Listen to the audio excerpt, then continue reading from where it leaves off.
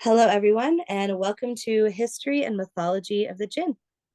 This class is hosted by the DiviNation Academy, and I am Alex, your professor for tonight. So we are very deep into our History of the Jinn classes. I suggest if you have not at least seen one, um, to go back and watch some of the classes. You're still fine to be in today's class. It'll be super cool. Don't worry. But you won't understand every single piece of what's going on. And so I encourage you to go back and watch some of the previous classes to understand more about what we're talking about. But tonight we are going to do a really special meditation where we will be communicating with and talking to the jinn. In one of our previous classes, we did an exercise where we got messages from the jinn, and we went and we hung out with the jinn and spoke to different jinni, and we had really lovely conversations with them.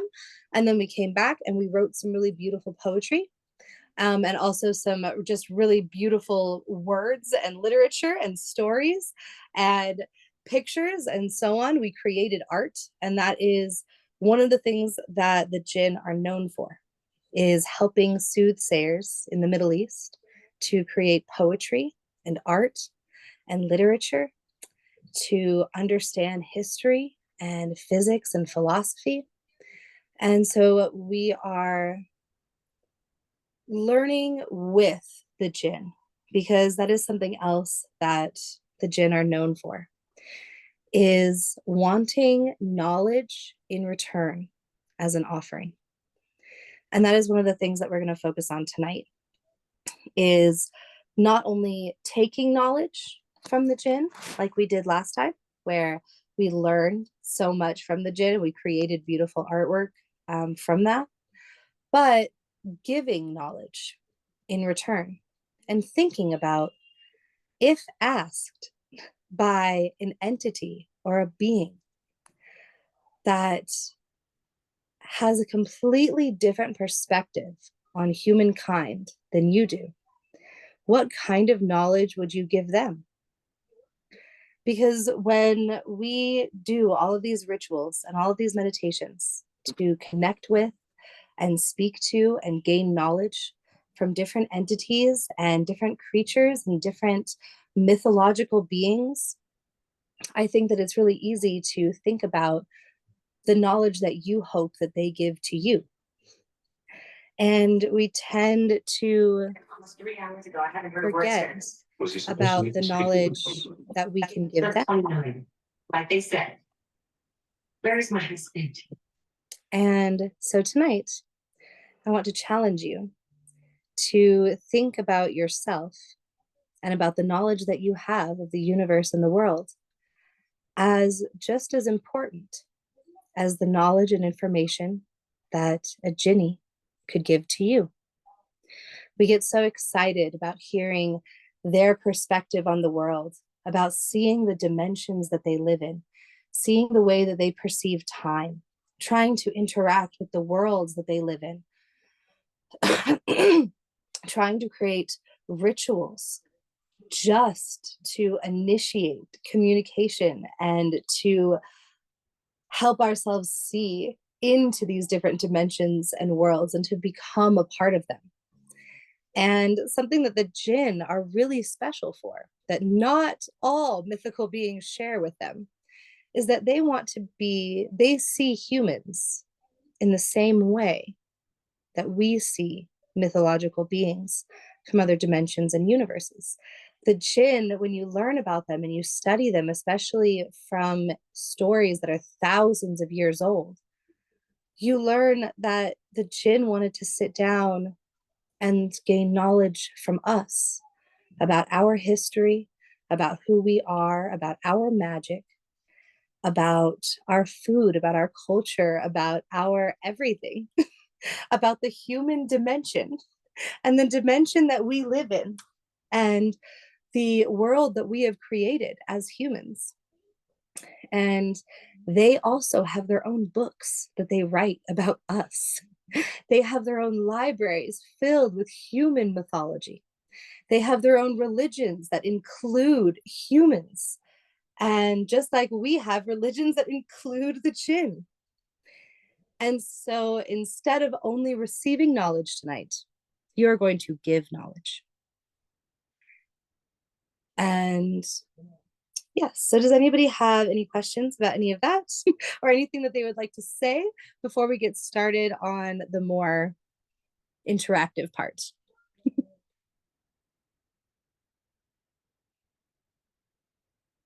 Yes, honey.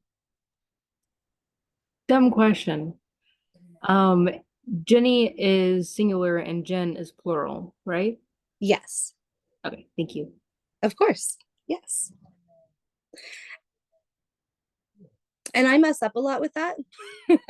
So I definitely have used Jinn as the singular. And I am still constantly working on making sure I do that. I learned um, all about the Jinn from people who speak Arabic. And the people that I learned from did not differentiate Jinn from Jinn. They did not use the word Jinny.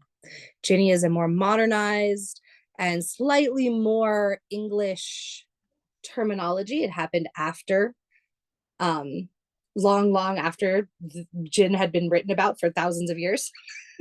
So, but it is the correct way to say it now. And all the modern books you find about the Jinn are going to use Jinny as the singular. So it is the correct way.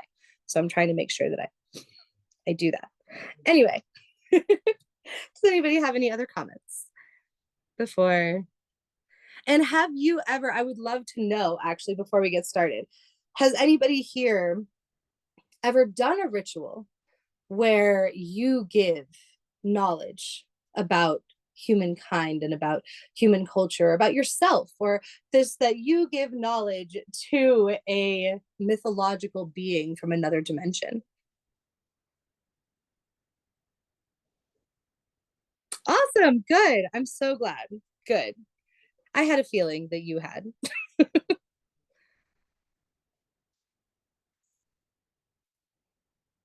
Yes, I had a feeling that you had too. Awesome. Awesome. Good. Yay. Awesome. Was it the one where we were hanging out at the pool party? Because that one was really fun. And I did at that one too. I don't think I have, but I might have. I have been in so many different classes that I don't remember. That's okay. The one that I did, it was actually a homework meditation, and we kind of swapped stories. Oh, good. Yes, I remember you sharing that story and sharing multiple stories actually about your homework. So that's really cool. Yeah, That's awesome. yeah. Okay, Thank yes. you. Then yes, because we did a story swap in one of your classes. Yes. Yes. Yes, we did. Yes. So good. I'm so glad. Perfect. Awesome. So a lot of people have experience with this and they have done this before. And that's perfect. Okay. So the way that we are going to begin the meditation is that for some of you, I'm sure this is something that you have done many times and you might call it a different name.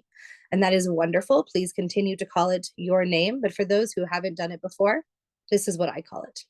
We are going to be creating our own void.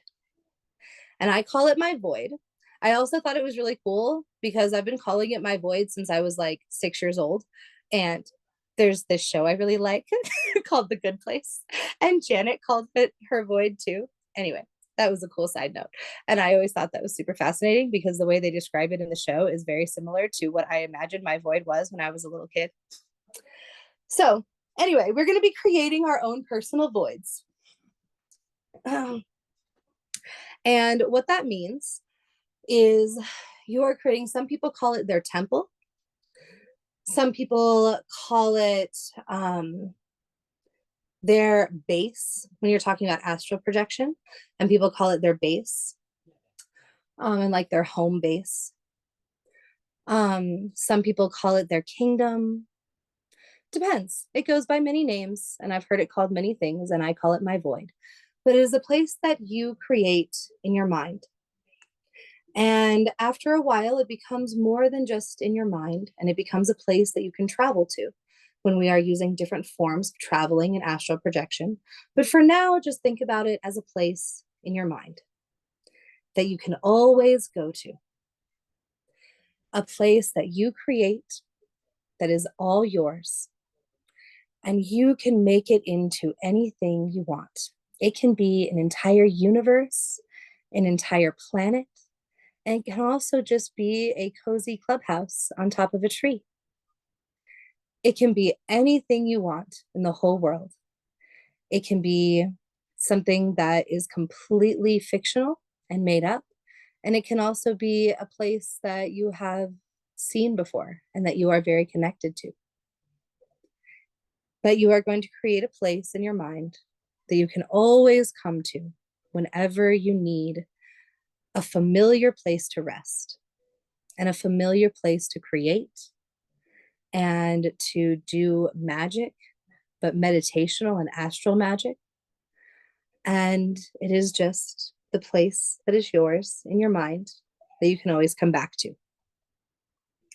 So the way that we're going to create this is that you are going to pick music that you feel very, very connected to, and make it music that you are able to meditate to. And now I know people that are totally able to meditate to death metal, and that's fine if you're one of those people. If you're not one of those people, maybe don't pick death metal. Maybe pick something that helps you meditate a little bit more. But I have meditated to death metal many times, and it's totally fine. I love that. But pick your own music that makes you feel relaxed and happy, that means something to you, that feels sentimental, and turn that on for yourself. Then keep it lower because we are going to do the beginning of a guided meditation. Before we start the guided meditation, please light your candle, or light your incense, or light whatever it is you brought to light on fire. And while everybody is lighting their candle, please let me know if you have any questions about what a void is or what we are doing.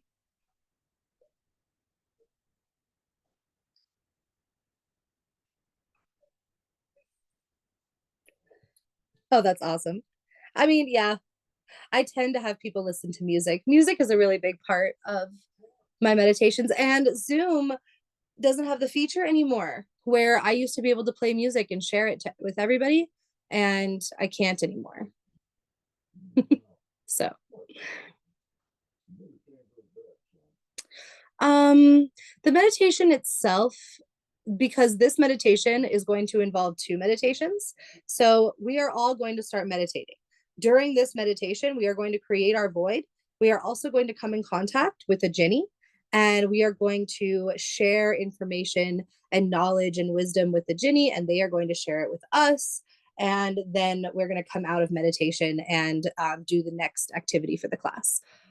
So the meditation itself all together is probably going to be about 25 minutes, possibly 30, probably 25.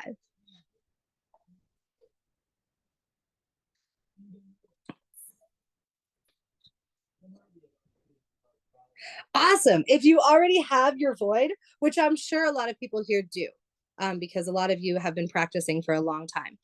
If you already have one, go there. If you already have one, then just go there. If you're already comfortable going there, then you don't even really have to listen to the first part of the guided meditation. You can, of course. But yes, if you already have one, then just go there when we start.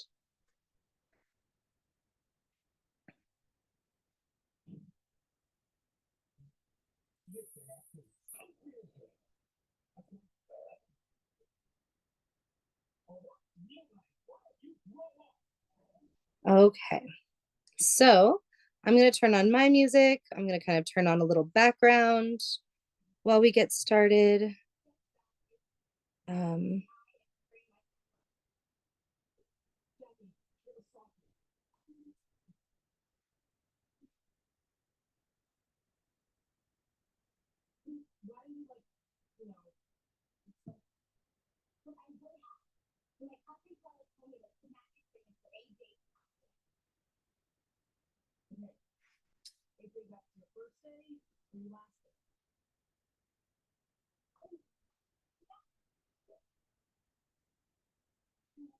Okay. Can everybody, oops. Oh, can everybody see the little picture that I have pulled up for the background? The like sci-fi asteroid crashing into the ghost search. Yes, okay. I'm creating ambiance. It's supposed to be a void. Okay. Look, my first thought with the music I have playing was quest time. Yeah, exactly. Yes. And we are on a quest to our void. Okay. So, does everybody have their candle lit? If not, please light your candle. This cute little bowl of water, I'm not dumping it on my candle, am I? No, don't worry. Thank the gods, I love this candle. Don't do that to me. Is there a certain energy? Oh, yes. So the energy that you will be looking for in your void is the we are bringing in the element of air. We are bringing in knowledge, wisdom, creativity, alchemy. We are bringing in literature and poetry and writing and reading. And so that is your vibe and your energy.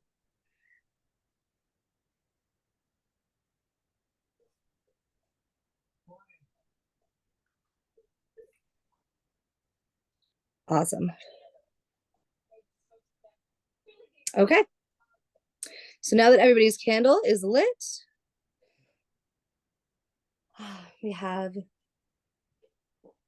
our ambiance set up. Everybody has their music playing softly so you can still hear me.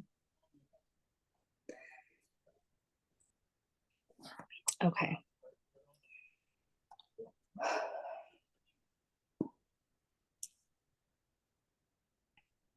I invite you to close your eyes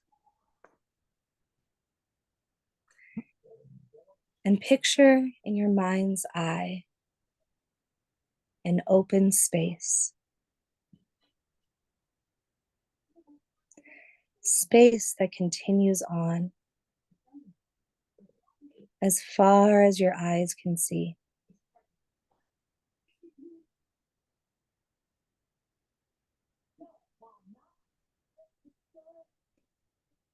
You look down at your feet. You are walking on space and air.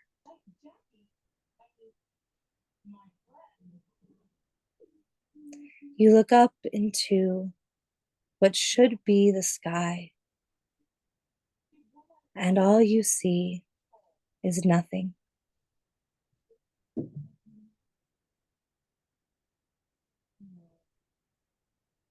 You are surrounded and floating, surrounded by nothing, floating through space and time.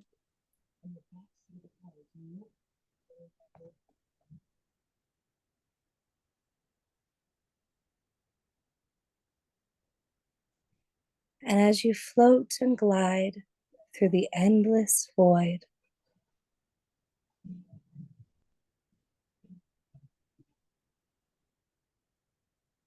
you start to get sleepy.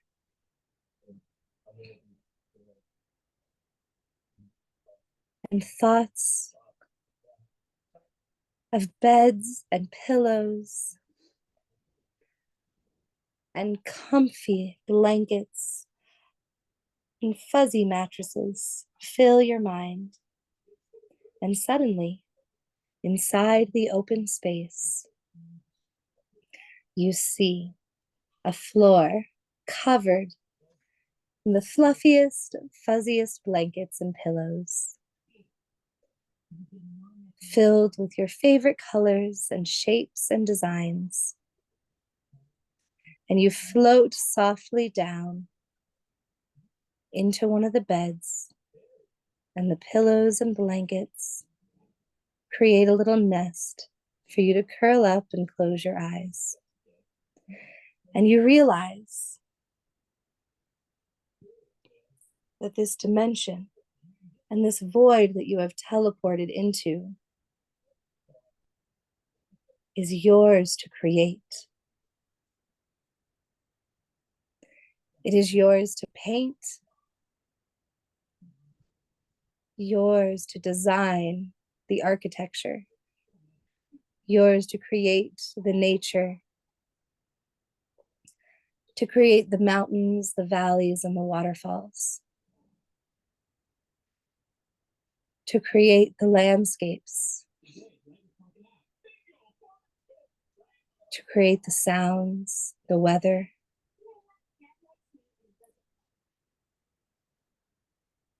So you imagine that all the beds and blankets and pillows have disappeared, and you take your magic paintbrush and you start to create your own personal world.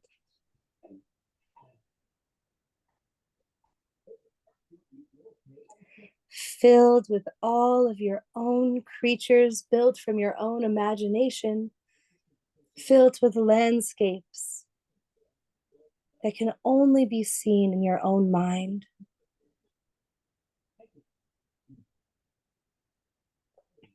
Filled with scents and smells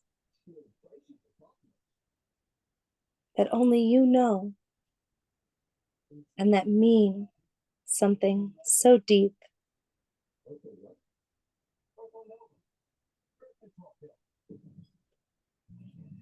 You use your magic paintbrush and you design your own personal universe, as big or as small as your heart desires. And you fill it with everything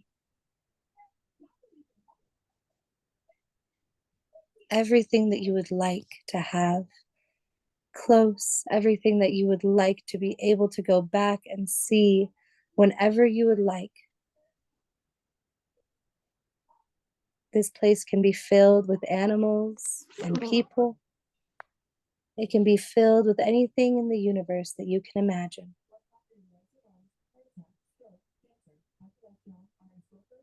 It can be a beautiful place filled with everything that makes you happy. Or it can be a sentimental place filled with everything that you want to remember.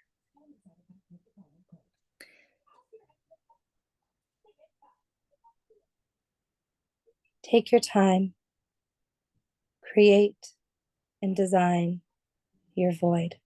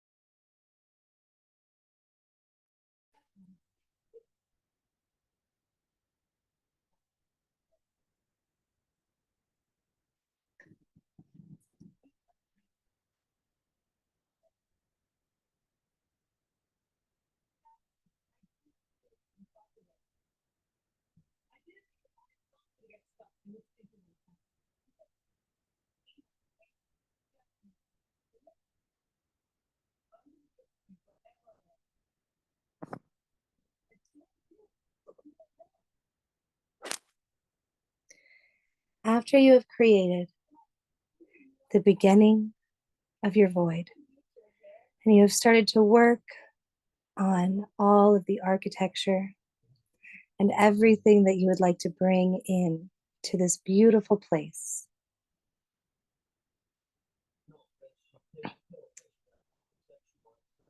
you decide that you would like to bring in knowledge and wisdom, creativity and empathy.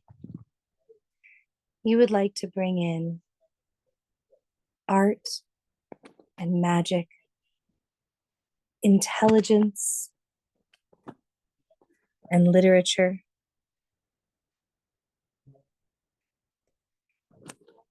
Now you're going to go on an epic adventure to find the wisdom and knowledge to bring in to your void. Your void is so much more than the physical objects and scenery and the physical things that you bring into it. But it is all of the emotion that you bring into it, the passion, the wisdom, the creativity and magic that you bring into the void are just as important as the physical aspects that paint the beautiful world that you have created. And in order to find the first bit of wisdom and knowledge that you are going to bring into your void, you are going to ask for some help from the Jinn.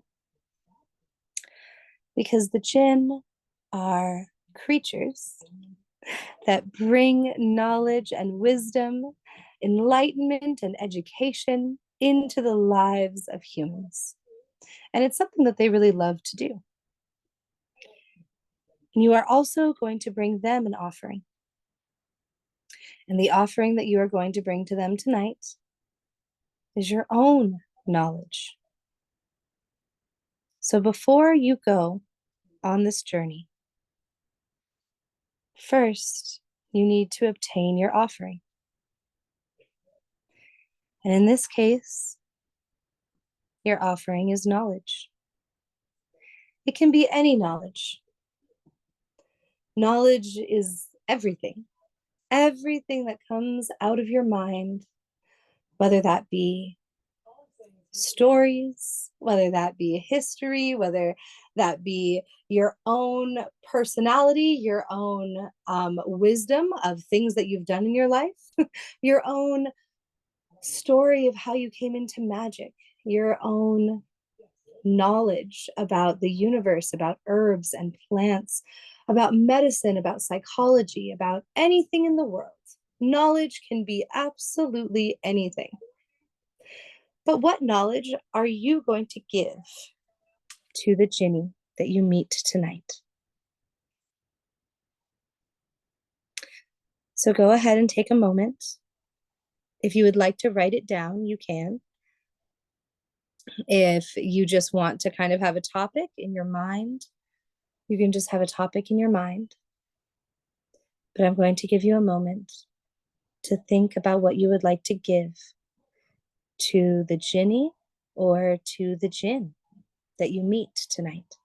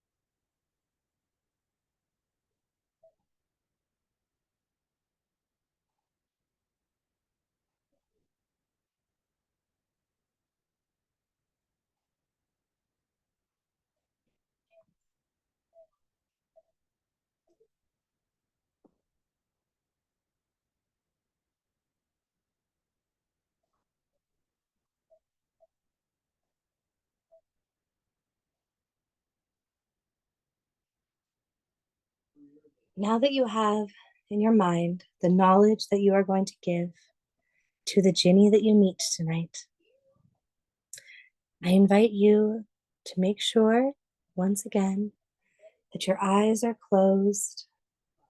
This time, get into a very comfortable position.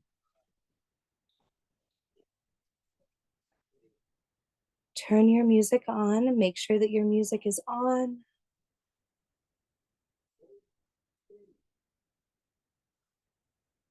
And let your body relax.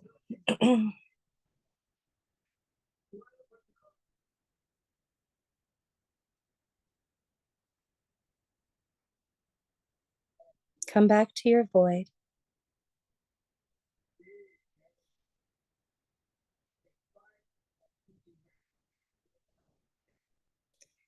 And inside of your void, create a portal. Portals come in many shapes, sizes, and designs. Maybe your void already has a portal. And don't forget, anything that you create in your void can always be changed, redone, redesigned, and completely scrapped. This is your place to design and create. Create a form of portal. A portal that can take you to any time, any dimension.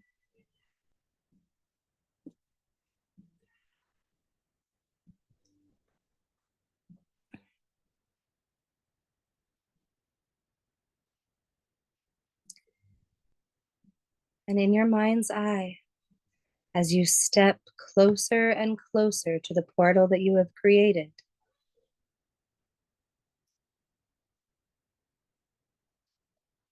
think about the imagery of a woman with the legs of a camel, the body of a goat, and the hair and face of a human, with big brown eyes and long, thick eyelashes, black hair that streams all the way down her entire body.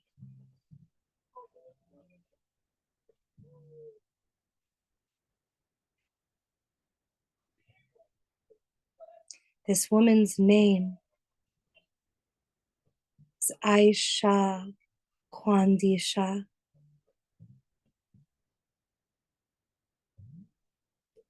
And in your mind's eye, chant her name, Aisha Kwandisha, Aisha Kwandisha, Aisha Kwandisha,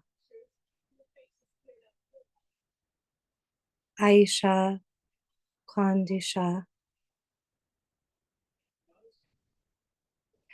And as you step into the portal, she greets you on the other side. She is an ancient Moroccan jinn, Jinni.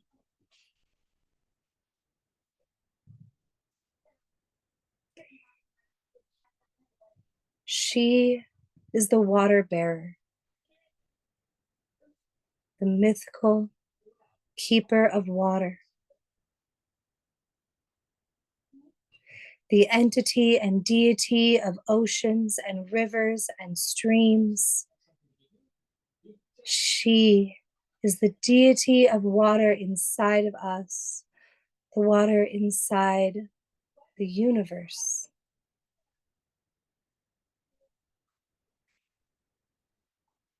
Aisha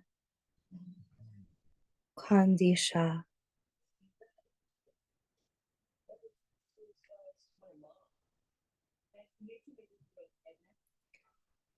She is said to take all water that exists in our realm and pass all water back and forth between different realms of existence.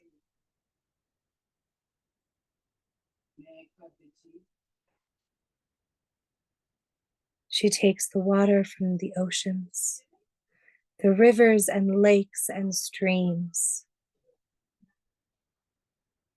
and she passes them through all dimensional space, creating a web of water that unites and connects all mythical beings.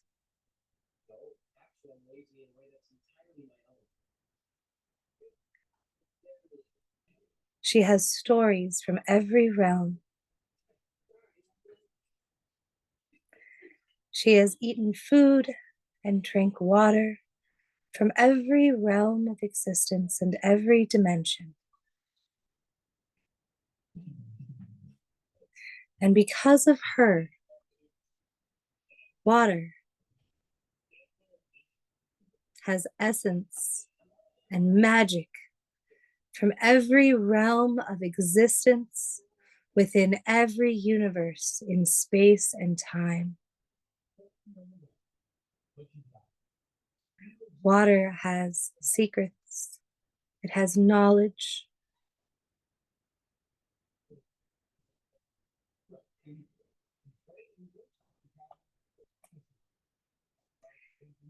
And Aisha sits next to you.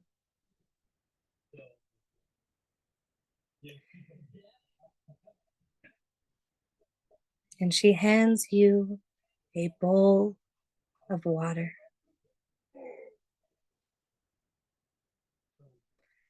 She asks you to listen.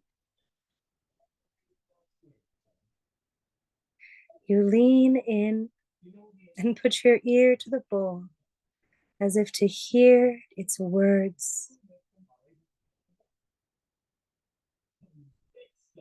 And Aisha giggles. There are more ways to listen than only with your ears.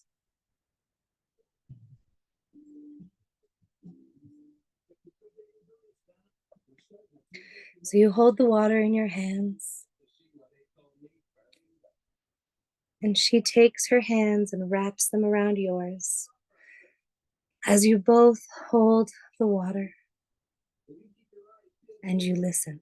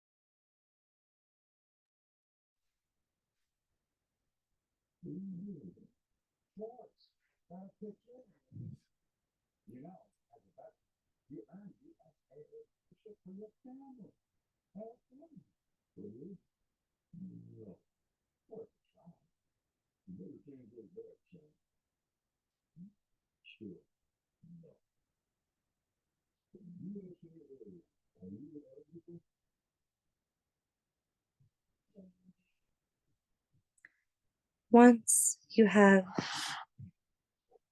sat and listened to the water,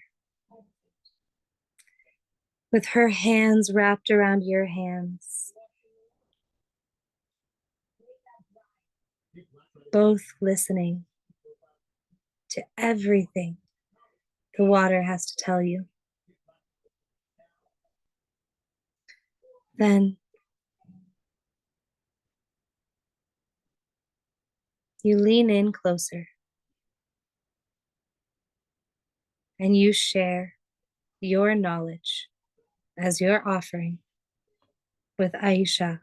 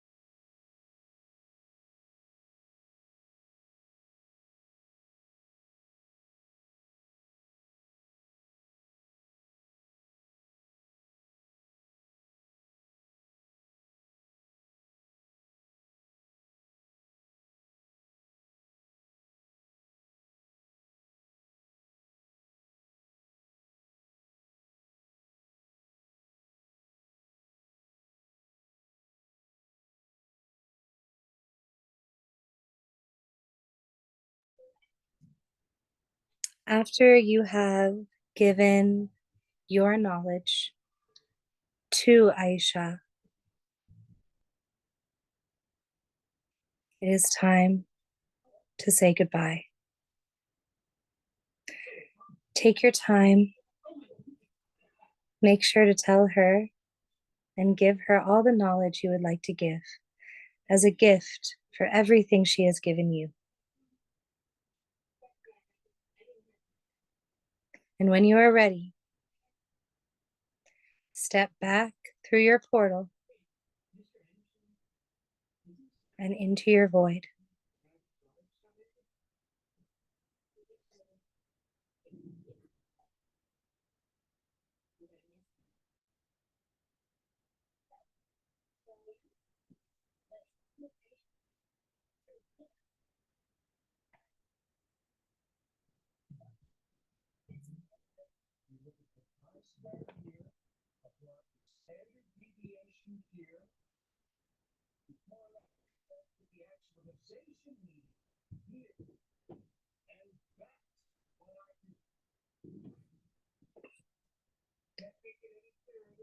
When you are ready,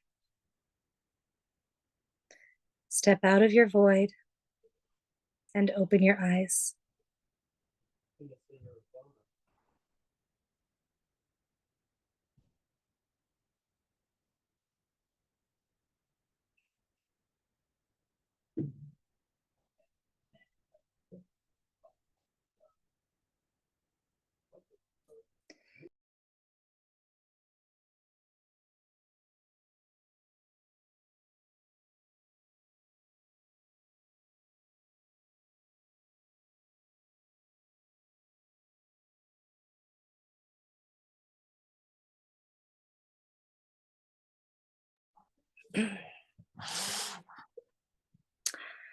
So now I would love to hear from everybody who would like to share um, what knowledge you received and what knowledge you gave to the Jinn or to Aisha. I would also love to know if anybody here has ever heard of Aisha Kwandisha. And yeah, I would love to know.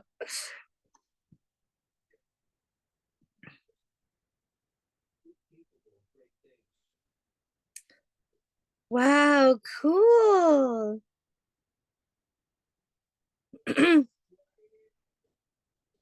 Oh my gosh, that's awesome, Robin.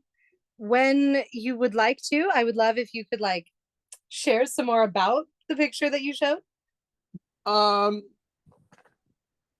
it's a drawing of an anthill with a river running through it. I don't know. Well, yes. I don't know, man.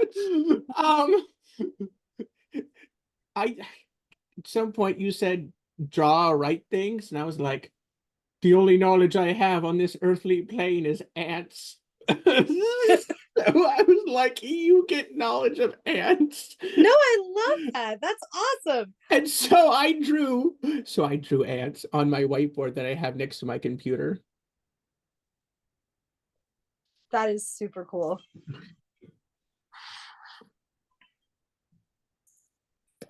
No, I love that. And what knowledge did she give you? I I could not comprehend anything. It was just all I could hear was my music and I just a holding water bowl. I don't know what I received, if I received anything, or if I just need to meditate on it more or something. I don't know. I felt like I was the best way to explain it, like my frontal lobe of my brain was being pressed on, and that's all I could gather from it, I guess.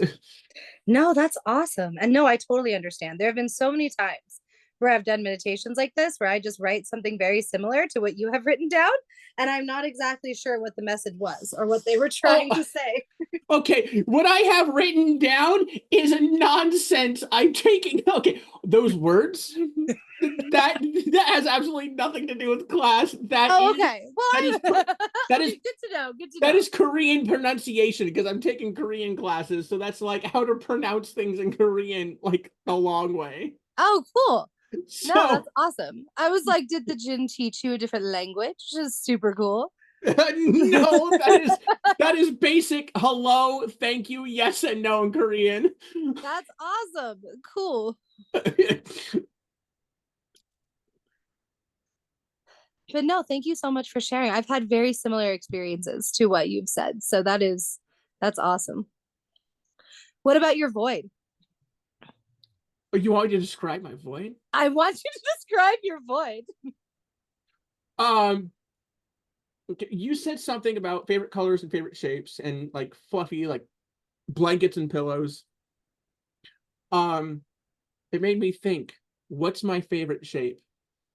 So I had this like little house in the prairie house, made out of wood, super simple. Um, and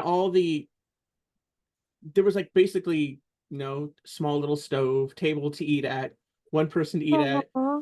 and then the everything else was just stuff to lay on. It was like, gray and purple and blankets, and the pillows. You made me really think like, what is my favorite shape? And I guess the first thing I thought of was pentagon. So pentagon shaped pillows. That's so cool. And then outside the house was a little like freshwater stream that I could walk in to cool off on a plain. Just grassy plain was it. Oh, that's beautiful. Wow. I love that. That is so pretty and so sweet. And that is such an awesome void to have. What a beautiful place to get to go back to. I love that. Salem, that is beautiful information. Do you want to elaborate or tell us more? I love that. I think that is something that Uh, Aisha would appreciate getting. real quick, this is being recorded, Salem. I know you came in late, so if you talk, you will your voice will be on YouTube later. Yes, thank you. Just to let you know. But I would love if you did like to talk. That's okay. Yes, I can talk. Um, I have experienced a lot of hardships throughout my life, and the the best knowledge that I can give is that I felt was right was my personal hardships and the pain that I've gone through. Um, and because what I received from her, at least what I felt, was a sense of clarity. I felt a sense of relief, like almost pressure being relieved off of me. I felt um, being able to handle those. It felt like a exchange of sorts. It was I am given relief and I give her my pains. And that's how it felt. Wow. That's amazing. That is so beautiful. Thank you so much for sharing that with us.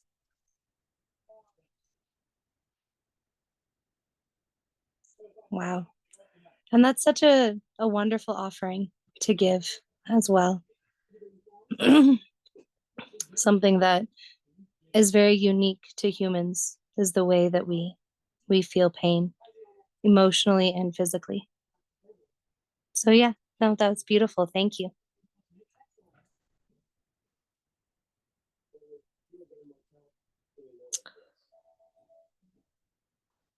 Paul needs a moment to compose. Totally understood. I can't wait to hear when you're ready.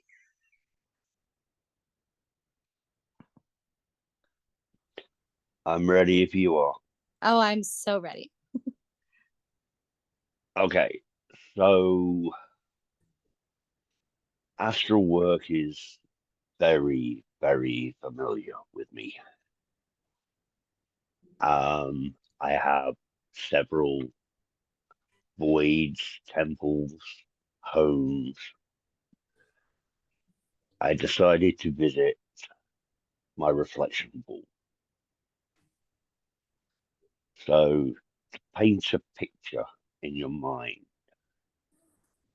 it's a long hallway that's lit by bowls of fire. And in the middle of the hall is a big pool that is surrounded by obsidian and filled with oil. And it is void of sound. There is no sound at all except the flickering of the flames and the stillness of the black water and the fire as it reflects off the water. I sat down on my normal pillow, which isn't fluffy, by the way, and I stared into my pool. Now, you asked the question, has anybody heard of Aisha before? Yes. Yes, I have. Yay. Oh, good. Although your description and my description are slightly different. You probably know the post-Islam description. Legs of a goat, no camel involved at all, just legs of a goat, and then from the torso up, a human woman with long black silky hair. Yes. Does she lure men to their deaths? Yes. Yes. No, Yeah. not just not just to the death, but to insanity. Yep. Yes, that is the post-Islam Okay. definition of her, which is still beautiful and still a huge part of mythology. And I don't dislike it, but definitely because it is post-Islam. Of course, after Islam, we get all of the evil jinn, the ones that want to kill and harm and hurt people. She didn't associate as a jinn. Oh, really? In the stories you've heard, she wasn't a jinn. Oh, that's Oh cool. no, I've heard both that she is and she isn't, but in this particular meditation, she did not present herself as a jinn. Cool. Okay, so Yes, go on. um I'm staring in the pool and the pool does its normal thing. And I stand up and I walk into the pool, which is me going through my portal. And I'm in some kind of temple, but I'm at the entrance to the temple. And when I look behind me, I can just see big wooden doors that are closed. And in front of me, there's like an oasis, and I can hear voices. And as we walk towards the oasis, she's talking to me, but I don't understand what she's saying. So I say, I'm sorry, I don't understand. And she reaches out with her hand and points to the oasis that we're walking towards. But it's further away. So we start to run towards the oasis. And the faster we run, the further away it gets. And then she hands me a bowl of water.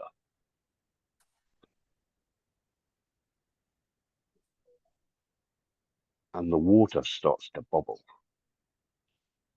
And as it bubbles, it spills into my hand, goes down my arm, and literally consumes me. I mean, I am talking a visceral, uh, viscerable response. I felt wet. Wow. I started to smell roses. I couldn't smell sand anymore. I could smell roses. And then I got the taste of pomegranate in my mouth. And then as we wrapped hands, she put my right hand over my heart. And she took my left hand and put that over my heart. And I started to cry. Mhm. And she says, you have something to give. But before you give, I have some words I want to say to you. And she points again over to the distance. And I see the oasis again. And she wags her finger as if to say no. And then she takes her spare hand and puts it on my forehead. And that's when the tears really started. And her exact words were, seek not the water from the mirage, because the real water comes from a spring within.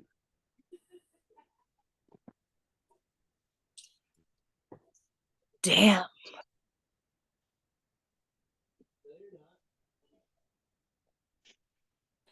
Wow. That's deep. Wow.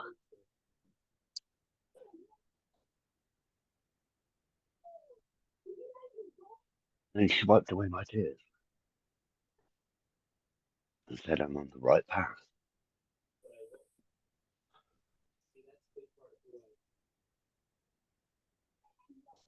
But don't go by an illusion. Go with what's within. And then she handed me a pomegranate. Aw. Handed me a pomegranate. And she said, my time here in this realm is short.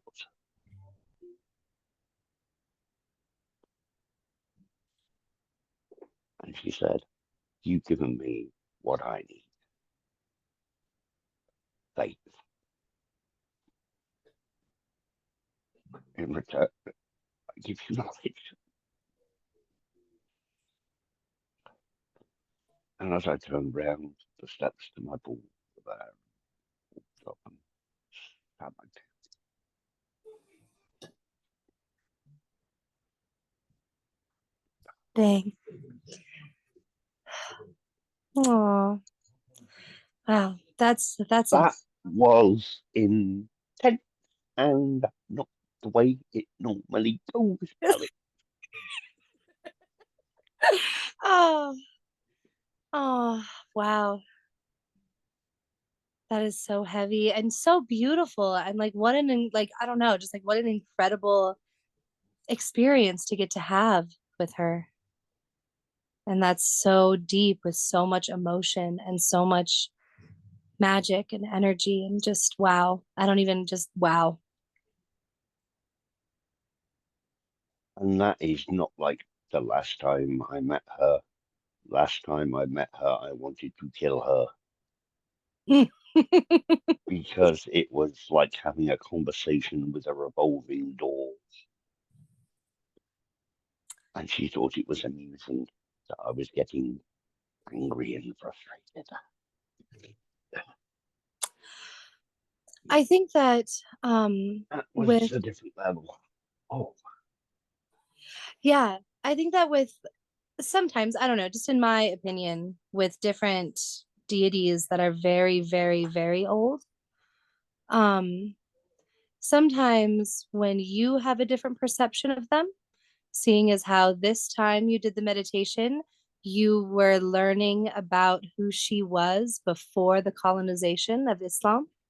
And when you did this meditation before, all you knew was her story and her mythology after the colonization of Islam. right, right. Wow. Mm. Wow. No, yeah, that's an experience. And it's one of the I have a lot of experiences like that too with the Jinn. It's one of the reasons I love working with them. I can see your viewpoint more and more every time I go in one of these classes. It's like, well, it's relevant to the private conversation we were having the other day. Yeah. It all seems to be tying in. Is this a synchronicity? Is this the universe? It's everything's tying in, Alex. Oh, that's amazing. Oh, that's so wonderful. I'm so glad. That's so cool. And oh, that's awesome. And yeah, I really love showing off these spirits and deities and creatures that are thousands and thousands of years old. I mean, Aisha, the one that we learned about tonight, she is so insanely old that the origins of her just keep getting older and older and older. Um, and because they're so old, they're so much older than the Greek pantheon, or learning about the Celtic deities, learning about the Norse deities. I mean, the deities we learn about in these classes are so much older than them, by thousands of years older than them, and they bring a much different kind of energy and much different knowledge.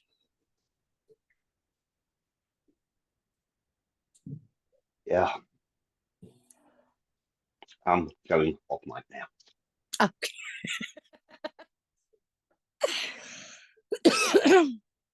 Well, thank you so much for sharing, all of you. I think that we lost Storm and Melissa and Kelsey. So that's okay. Honey. Oh, yes, of course. And then, Honey, if you would like to share, I would love to hear about your experience as well. Okay. Okay, first, my void. It is actually it's probably bigger than a house, but like my house that I made when I was 14, when I first started, quote, writing. It was just more of my happy place that I went in my head that I didn't really have a name for. When I first went there, I was just like, it felt like home. I was like back in my place and back in my outfit that I created and that because anime only has one outfit the characters wear for some reason. And and I say that because my house is also in the very outskirts of the Hidden Leaf Village, which is from an anime and manga called Naruto, for those unaware. That is so cool. Thank you. So I went in there. I went to my favorite room in the house, which is the library. It's like 1.5 stories tall, the room itself. The walls are lined with books. There's this pink chase lounger in there who Axel, one of the characters I made, um what he was sleeping there with his hat over his face. So I ignored him and got all the pillows and the blankets and everything from the room, went out to the living room, got them. Another character that I created looked at me funny, like, what are you doing? But didn't question it because they're used to me. And I just tossed all the pillows and blankets into the corner of the room, which was lined with bookshelves. So like I just had books around me, the blankets, which is my happy zone anyway. And then when we went to meet Aisha, there's also a fireplace that um is a secret door to like a basement lab. Please. And but instead of opening to the staircase to go down, when I opened it, it was like desert, and she was there. And my mind couldn't like I could wrap my mind around how you were describing her, and I could picture it, but it didn't feel right. So when I just let my mind do what it wanted, it kind of turned her into a centaur like version of what you described. Awesome. Yes, yes. So That totally works. so then on her side it was like sand desert. On my side I was just randomly outside of my house in the forest area because we have like picnic benches outside. And I realized how insane I sound by saying we have when it's just in my head. No, that's great. I do that too. Yes. Okay. Thank you for that. Yes. So we just sat outside on the ground. Had a bowl of water. She when she was supposed to share knowledge with me, I did not get anything. I was kind of like wrong with that. Just like I could feel something stirring in my head, but it was just basically going poof as soon as anything tried to actually make sense. So when uh got to the point where I was supposed to share, this is kind. I mean, I really had no idea what to share. So the first thing that came to mind was the world I've built, my story, which includes a lot of mythology, especially mythological creatures and monster girls. Yeah. And Oh, that is so great. so I shared about the story that I intend on writing with her, and she could tell something was up, said something else was on my mind. So my sharing section just basically turned into me dumping a lot of my thoughts onto her, and then her saying, "Whoa, whoa, whoa, slow down, one thing at a time."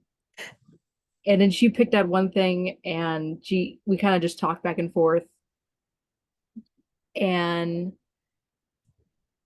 um, that I feel like was kind of mutual sharing. I probably spilled a lot more on her than she gave back to me, and but she also kind of felt like a mother, like a motherly figure.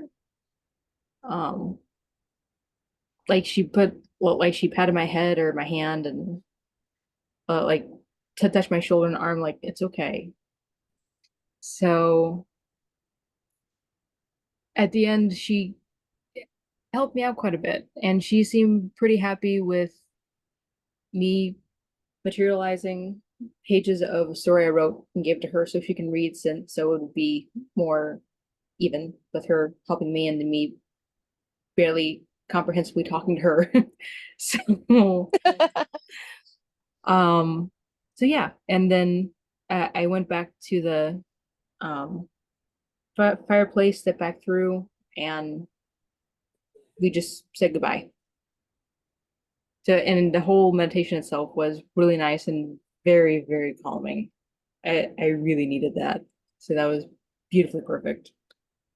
Oh, good. I'm so glad. Thank you. I'm so glad you liked it. Thank you. Yeah, and no, I think that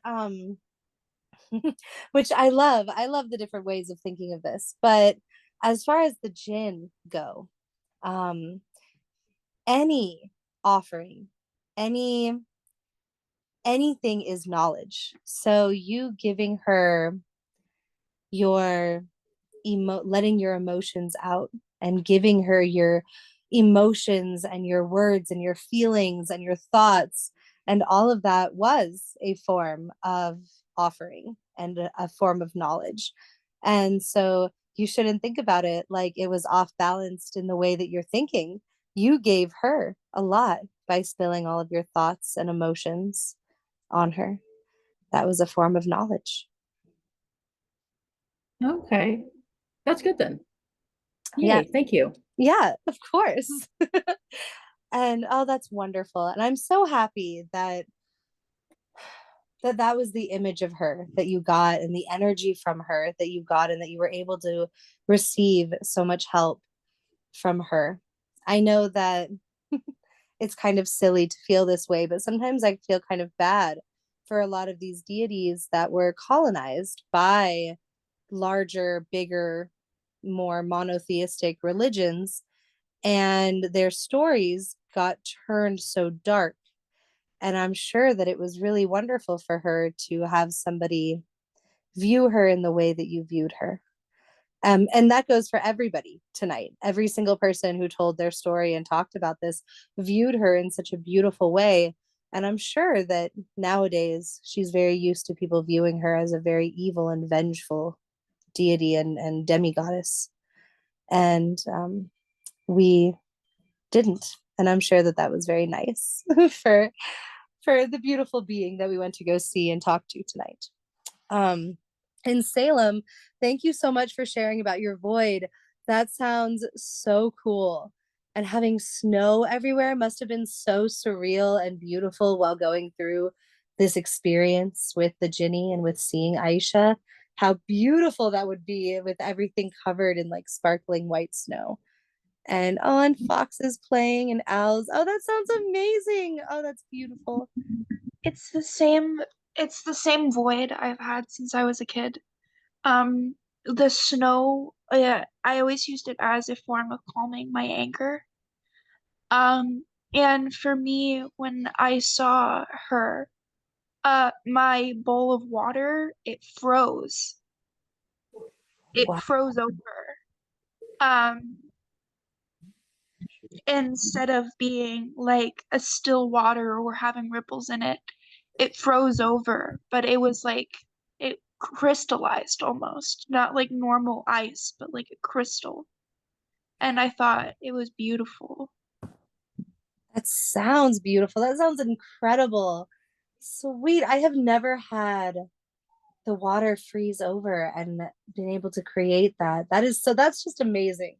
That is so cool. What a unique and beautiful experience. Oh, I love that so much. How awesome. This is random. Did anyone else drink some of the water after their communication with her? Because, like, I felt like I should have. That is such a good question. I put my forehead against the ice and then I licked it.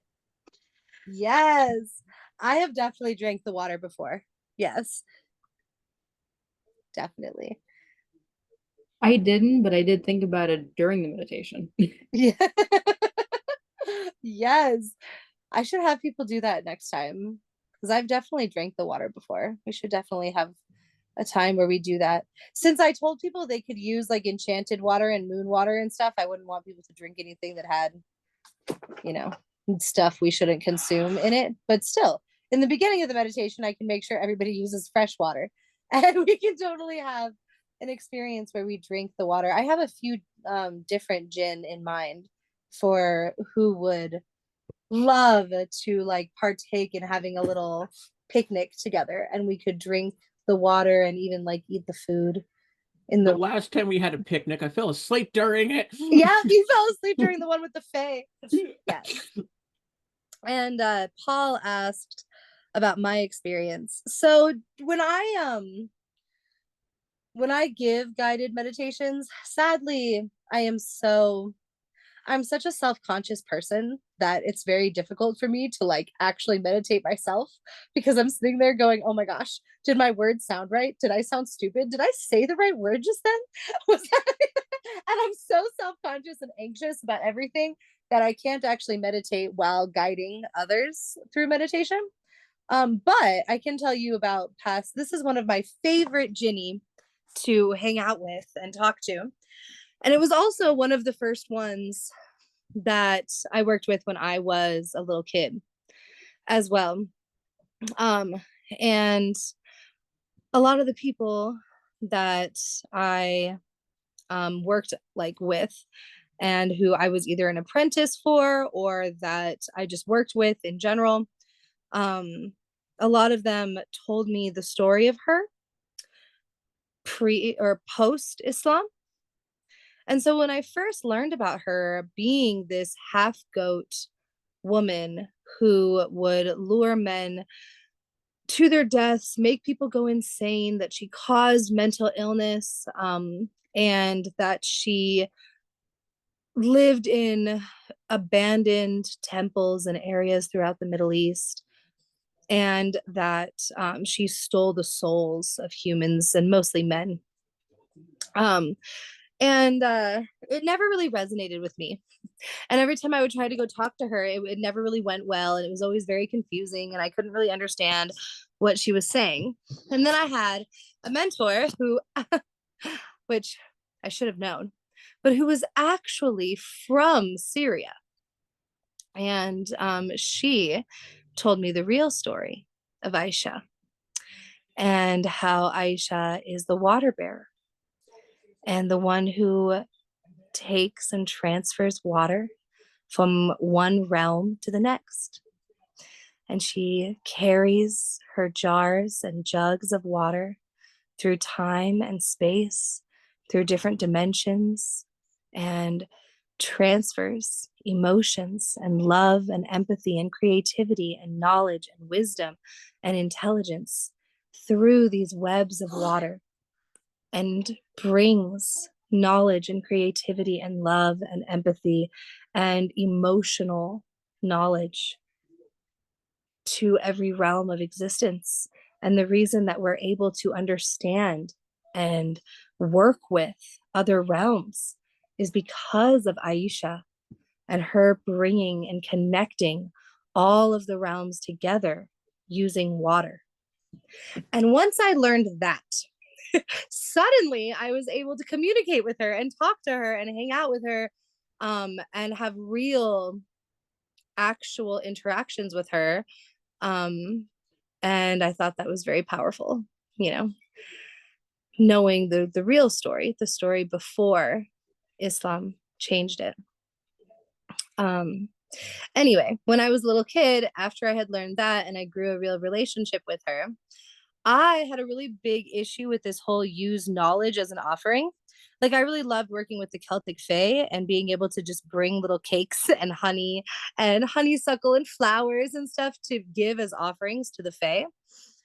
But using knowledge, I was like, what on earth would some incredible spiritual being who has been to every single dimension possibly want to learn from 12-year-old me? What on earth could she possibly learn? So I would bring my favorite books and I would sit down with my favorite books and I would read, because I figured that reading was something that everybody liked to do and that she might want to read some cool books from the human realm. So I would read fantasy books to Aisha. And that's what I did.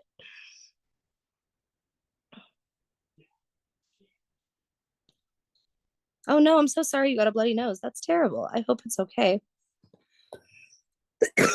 But yeah, so that's my story with her. And then as I got older, now I do all kinds of um different meditations, different workings, different astral projection work with her. I've even asked if I could go with her to go transfer water from dimension to dimension, and she let me go with her once. It was very cool. It was a super cool experience. Yes.